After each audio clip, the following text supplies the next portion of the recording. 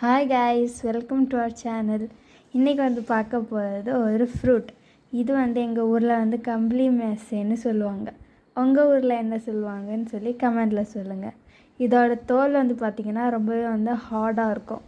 நான் இதை இன்றைக்கி பிச்சு பார்க்கும்போது அதுக்குள்ளே எனக்கு வித்தியாசமாக இருந்தது. அதை தான் நான் இப்போ உங்களுக்கு காமிக்க போகிறேன்.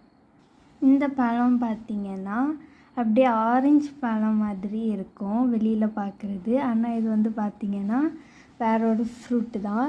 இதை நான் பிச்சு பார்க்கும்போது நடுவில் இந்த மாதிரி இருந்துச்சு. இது ரொம்பவே டிஃப்ரெண்ட்டாக இருந்துச்சு.